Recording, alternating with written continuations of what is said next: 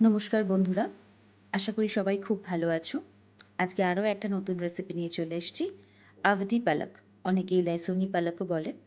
যে সমস্ত গুঁড়ো মশলাগুলো লাগছে সেগুলো আমি সব এখানে প্রথমে দেখিয়ে দিয়েছি। সময় নষ্ট না করে ডিরেক্টলি রেসিপিতে চলে যাব। আর পেঁয়াজে আমি একটু জল মিশিয়ে রাখি যাতে আমার চোখে একটুখানি কম ঝাঁঝ লাগে। তো এটা আমাকে অনেকটা হেল্প করে, সেই জন্য আমি এরকমভাবে জল দিয়ে রাখি পেঁয়াজে। তো এই পালং শাক আবদি পালক, আবদির একটা রেসিপি, অনেকে লেসনি পালকও বলে। পালং শাকটাকে জাস্ট আমি একটুখানি গরম জলে ব্লাঞ্চ করে একটুখানি মিক্সিতে গ্রাইন্ড করে নিয়েছি, এটা পেস্ট মতো বানিয়ে নিয়েছি। সর্ষের তেলটা দিয়ে দেবো। একটু জল ছিল সর্ষের তেলে, তাই এরকম ছটপট ছটপট করছে। এরপরে এতে একটু জিরে ফোড়ন দিয়ে দেবো। জিরেটা দিলে একটু ভালো টেস্ট আসে, আর কিছুই না। একটু জিরে ফোড়ন দিয়ে দেবো। একটু কন্টিনিউয়াসলি স্টের করে অল্প একটু কুচনো পেঁয়াজ দিয়ে দেবো। পেঁয়াজটা আমি দেওয়ার সময় তুলতে ভুলে গেছি, তাই আমি দেখিয়ে দিলাম যে অল্প একটু কুচনো পেঁয়াজ ওর মধ্যে দিয়ে দেবো। পেঁয়াজটা একটুখানি ভাজা ভাজা হয়ে এলে তারপর বাকি মশলাগুলো এক এক করে দেবো। পেঁয়াজটা একটুখানি ধরে এলে, নুন দিতে হবে না এখন, একটা পেস্ট বানিয়েছি, থিক পেস্ট। এতে একটা টমেটো রয়েছে, দুটো থেকে তিনটে কাঁচা লঙ্কা রয়েছে, আদা রয়েছে, রসুন রয়েছে, আর একটু ধনেপাতা রয়েছে। ওই পেস্টটা ওই পেঁয়াজের মধ্যে দিয়ে দেবো। সুন্দর করে এটা একটা ফুট দেওয়া অবধি সুন্দর করে এটা কষাতে হবে মশলাটাকে, যাতে মশলাটার একটা সুন্দর গন্ধ বেরাবে। খুব সুন্দর খেতে হয়, রুটি বা ভাতের সাথে দারুণ জমে যায়। এই যে ফুটটা চলে এসছে, এর মধ্যে সমস্ত মশলা এক এক করে দিয়ে দেবো। আমি খুব রিসেন্টলি বাড়ি যাব, আসার পরে এখানে মহারাষ্ট্রে আমি ছোটো ছোটো বোল কেনার চেষ্টা করব, যাতে মশলাগুলো রেখে সুন্দর করে দিতে সুবিধা হয়। নুন, হলুদ, জিরের গুঁড়ো, ধনের গুঁড়ো সব দিয়ে দেবো এক এক করে।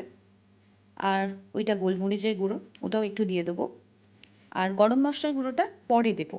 গরম মশলাটা অপশনাল, চাইলে দিতেও পারো, নাও দিতে পারো।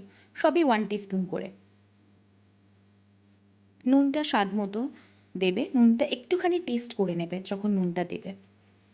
দিয়ে মশলাটাকে কষাবো, একটা সুন্দর স্মেল আসা অবধি ওয়েট করবে। একটু যতক্ষণ বেশি কষাবে তত বেশি ভালো টেস্ট হবে। হয়ে গেছে মশলাটা। একটুখানি স্ট্যান্ডিং টাইম দিয়ে এর মধ্যে একটুখানি দইয়ের মধ্যে আমি হাফ কাপ দইয়ের মধ্যে একটুখানি জল মিশিয়ে একটা ঘোল মতো বানিয়েছি, সেটাই আমি ওই মশলাটার মধ্যে, কষানো মশলার মধ্যে দিয়ে দিলাম। দইটা দিলে পালং শাকের টেস্টটাও খুব সুন্দর আসে, খুব ভালো আসে। এই দইটা দিয়েই অ্যাকচুয়ালি গ্রেভিটা হবে। দইটা ফুটতে শুরু করে দিয়েছে পুরো মশলাটা। এবার এই পালং শাক বাটা যেটা আছে, যেটা আমি দেখিয়েছিলাম রেসিপির শুরুর দিকে, সেটাই দিয়ে দেবো। আমি এখানে একটাই পালং শাক নিয়েছি, ওটাকেই জাস্ট একটু ব্লাঞ্চ করে গ্রাইন্ড করে নিয়েছি, ব্লেন্ড করে নিয়েছি।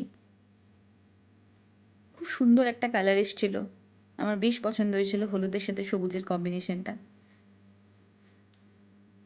এবার এটাকে ততক্ষণ নাড়াতে হবে যতক্ষণ না একটা ফুট আসছে। কন্টিনিউয়াসলি স্টেয়ার করবে, নইলে তলায় ধরে যাওয়ার চান্সেস থাকে। তোমরা জানিও কে কোথা থেকে দেখছো। আশা করি আমার রেসিপি ভালো লাগবে। রেসিপি ভালো লাগলে তবেই সাবস্ক্রাইব করো। ইচ্ছা করে রোজ রেসিপি দিতে, কিন্তু অফিসের কাজের জন্য সময় হয়ে ওঠে না, তাই যখনই করি চেষ্টা করি শেয়ার করার। খুব সুন্দরভাবে মশলাগুলো কষে গেছে, পালং শাকের জলটাও শুকোতে শুরু করেছে, আর একটু হবে। দেখো পুরো জলটা একদম মজে গেছে। এবার যে গরম মশলাটা, ধনেপাতাটা রেখেছিলাম, আচ্ছা টমেটোটা অন্য একটা রেসিপির জন্য জাস্ট কেটে রেখেছিলাম ওই প্লেটে। আমার কাছে প্লেটের এখন ভীষণ শর্টেজ এই মোমেন্টে। আর গরম মশলাটা দিয়ে দিলাম। গরম মশলা চাইলে স্কিপ করতে পারো, বাট আমার ভীষণ ভালো লাগে, ভীষণ টেস্টটা ভীষণ সুন্দর আসে, একটা ভীষণ সুন্দর গন্ধ আসে রান্নায় দিলে, তাই আমি ওটা স্কিপ করিনি। আর আমার কাছে ছিল তাই আমি মশলাটা দিয়ে দিয়েছি। আবার খুব রিসেন্টলি আমি বাড়ি যাবো, তাই চেষ্টা করছিলাম যতটা পারা যায় মশলা আর কি ইউজ করার, তো তার মধ্যে গরম মশলাও ছিল। দেখো পুরো হাফ হয়ে গেছে, যতটা তুমি জল দিয়েছিলে, যতটা তুমি মশলা বানিয়েছিলে তার একদম একদম হাফ হয়ে গেছে,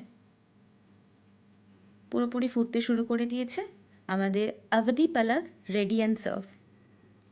তোমরা চাইলে গরম রুটির সাথে, গরম ভাতের সাথে অসাধারণ লাগবে। ডেফিনেটলি ট্রাই করো আর আমাকে জানিও কেমন লাগলো। বাই।